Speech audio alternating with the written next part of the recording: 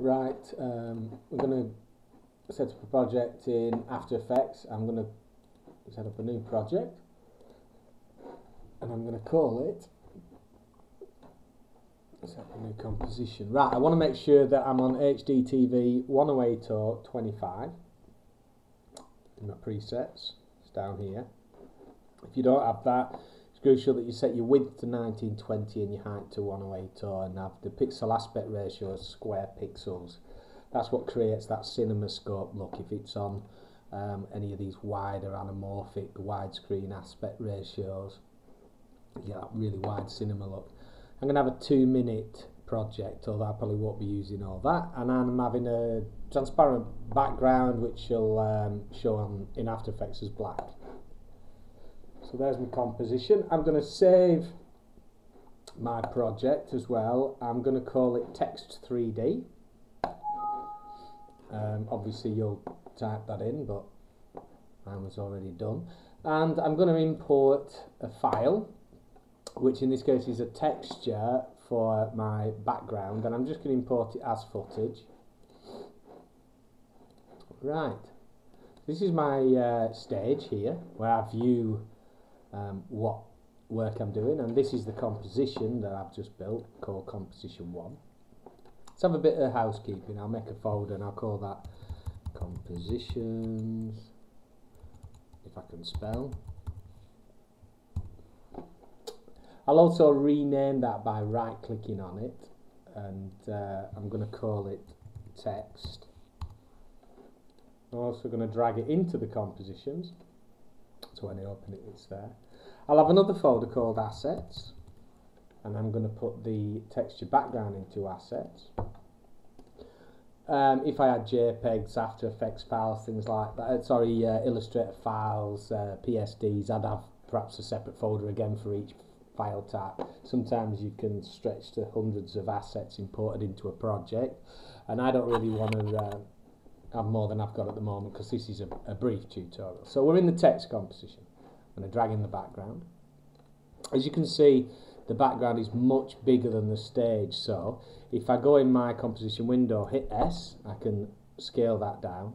I'll just have it slightly bigger for now. I use this to fit it back up to 100%, and then I'm going to put some basic text in. To do that, I use the tools option. These are the tools up here, and I use the T. Click here, and I'm going to type my name. Now you might have found, if you've done that, that your name comes up very big. You can scale the font size in your character settings just like you can in Photoshop. You can select your font, you can add leading and kerning and the gap between, but for now that'll do that. Scale up my text size. Okay, now then, the next thing I'm going to do is I'm going to introduce my surname. I'm not going to click anywhere near David. I want it below. If I'd have clicked near David, it'd have just altered Dave instead of giving me another name. So there I have my name. Now what I want is Dave to come up and then Halstead.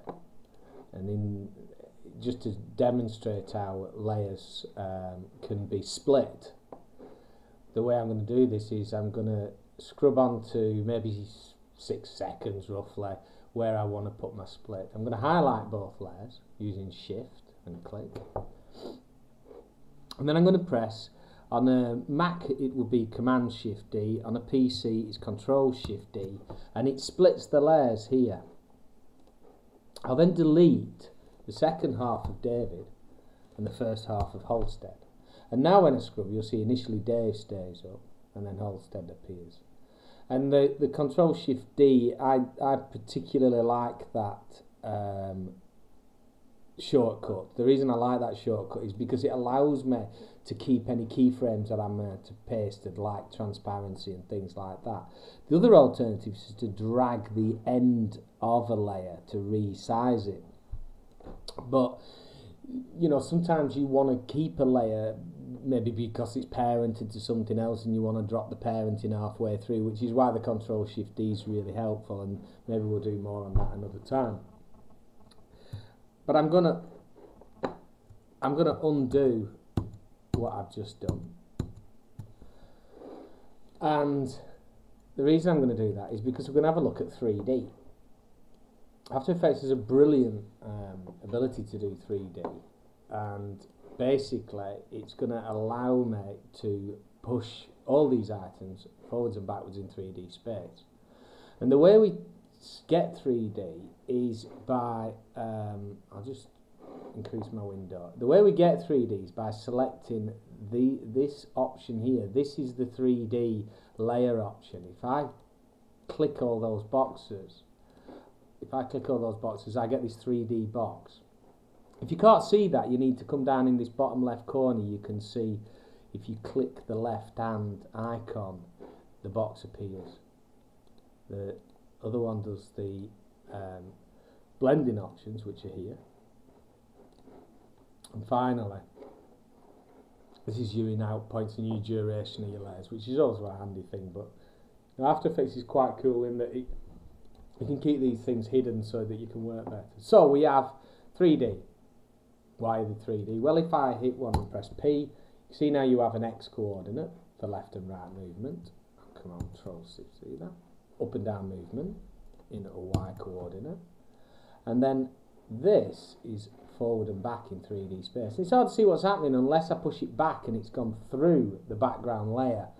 I'll undo that and I'll show you what I mean. So I'm going to position the background back in 3D space. I'm not worried at this stage about the fact that the text just suddenly all appeared. It's appeared because it's now such a long way back you can see all the edges, but that's something you could scale up.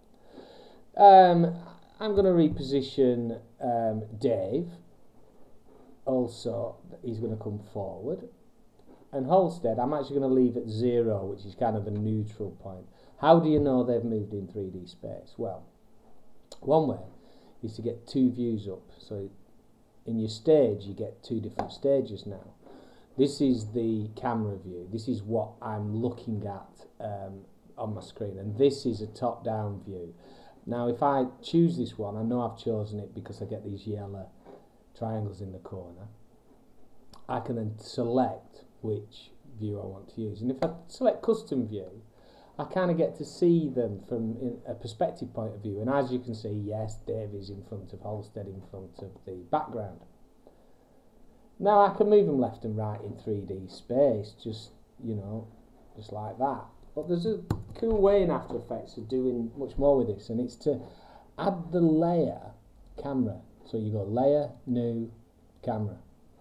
And these settings will be familiar to people who are used to using SLRs, standard 50mm lens, angle of view, your film size is the equivalent of a 36mm film, blah, blah, blah, blah.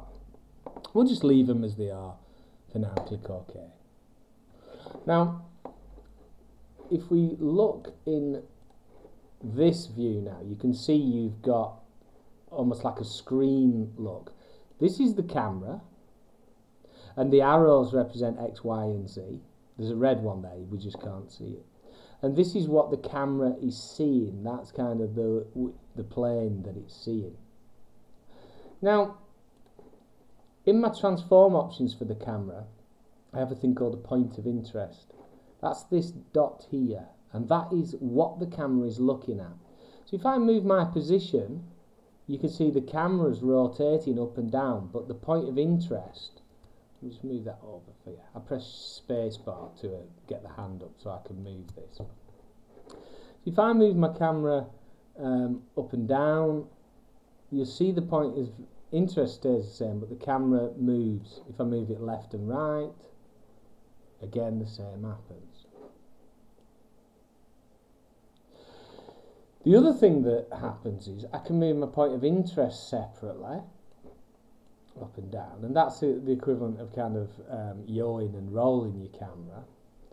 And indeed I can yaw and roll the camera using rotation. I can use Z rotation as well, and I can keyframe all these options. I'm going to undo them. Let's go back to there, and let's have a look at the other option for camera movement, and it's to use the stage and literally get hold of your camera. There you go, I go up and down. You'll notice that when you do this on your stage, that your point of interest and your position both move. at the same time. This is a really handy option. So if you want to track view through a view, you can use this option. And this is what we'll do to do that. Let's change the colour of Dave. You notice how I did that. I just clicked the layer, went into my character, hit the colour, and then change Dave. I'm going to change Halstead, same way.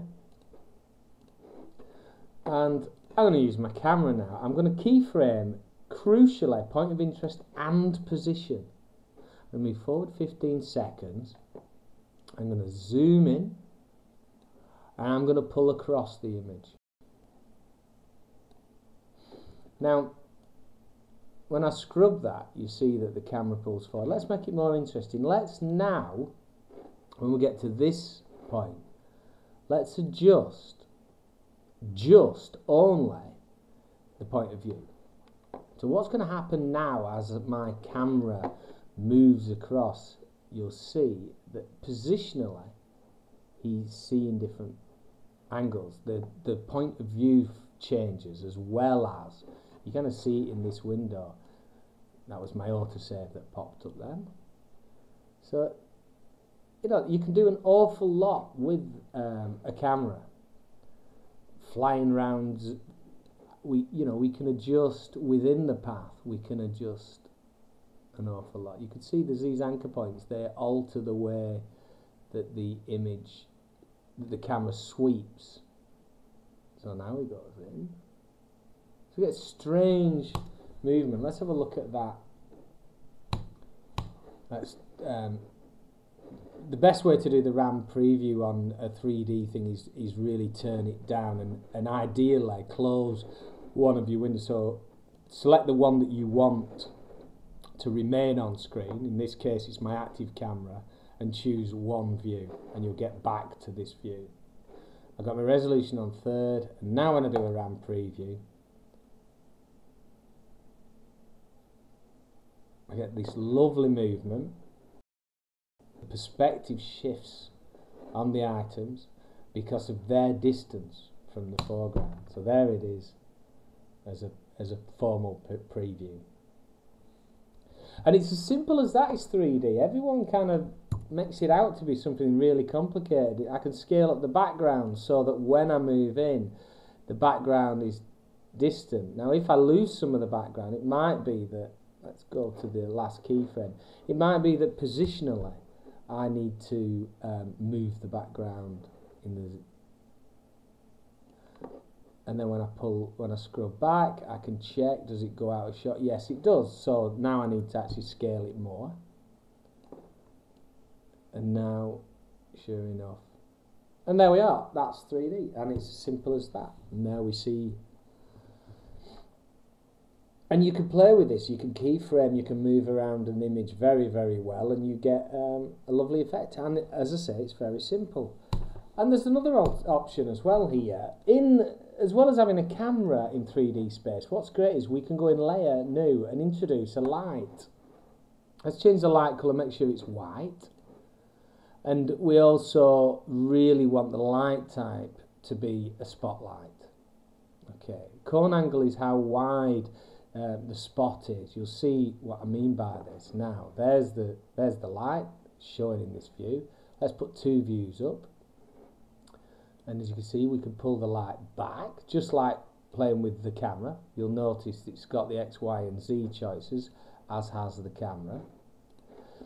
And we can, with the light, if we open the transform options, we've also got a point of interest. So it's very, very similar to the camera. We have light options, and basically these allow us to widen the cone here, widen the cone of the camera. And just like a camera, we can keyframe it. The other great thing is we can tell the camera to cast shadows by clicking the shadow casting thing, and then we actually do need to go in. We'll suddenly get some new options on our asset layers and the material options. And what the material options allow us to do is to tell the name Halstead to cast a shadow. I click on, and lo and behold, there's my shadow. I can do the same for I've automatically done it, but I would do it here. So Dave also, and because Dave is nearer to the light, his shadow is bigger.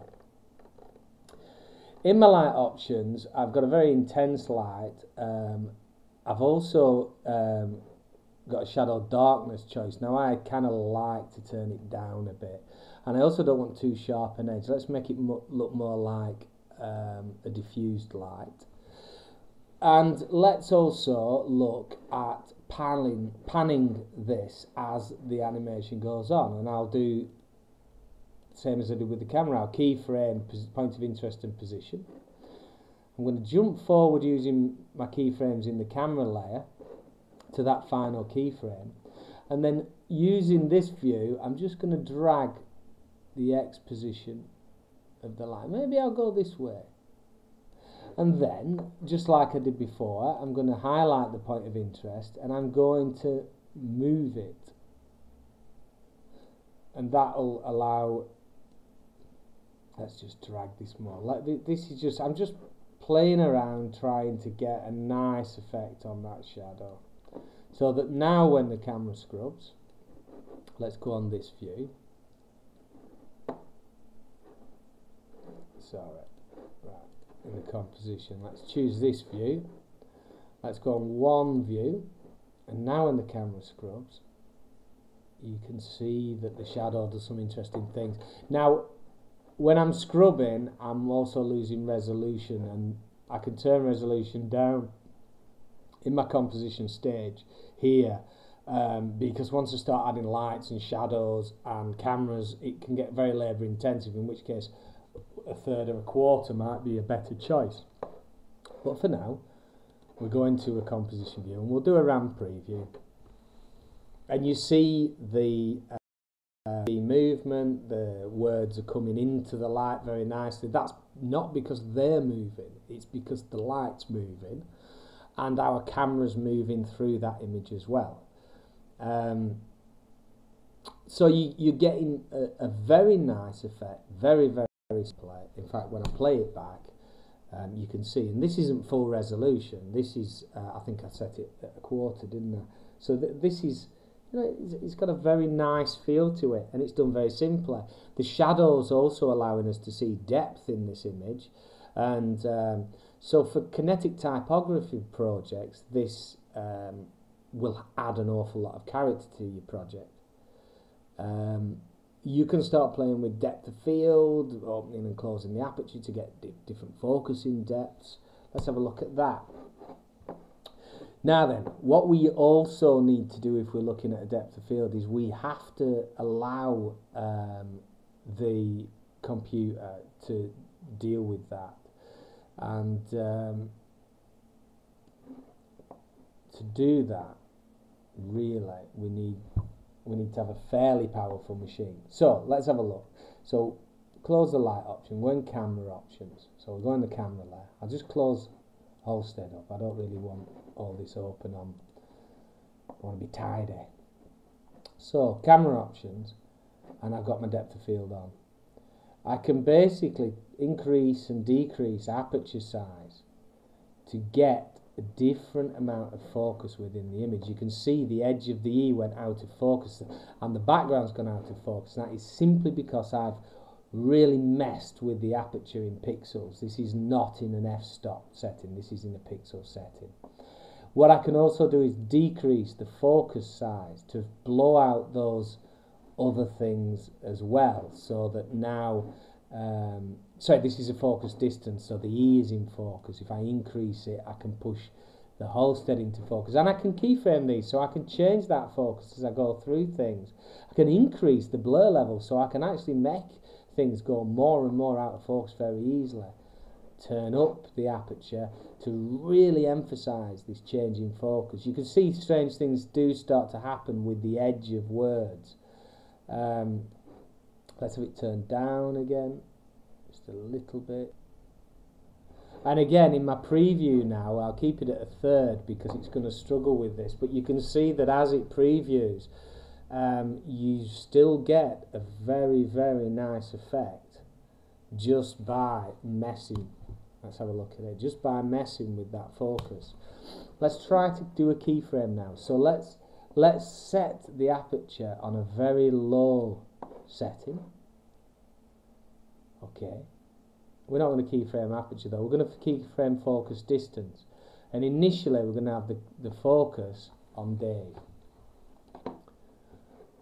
And you know, you sometimes have to play quite a bit with focus to get it right. You see the background, blur that even more. I'm going to jump to the final keyframe, and I'm going to have this one so that it focuses actually on the background. You see, Dave's so out of focus, it's almost gone transparent.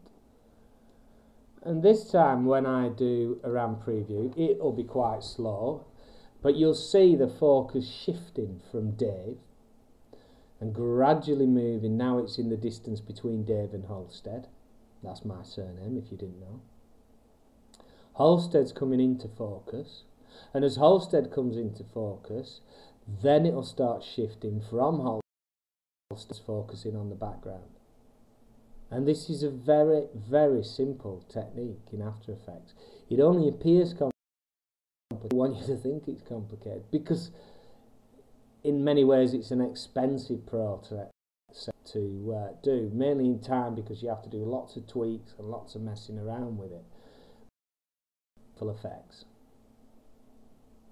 So as the background comes into focus there, we can now preview what we've done.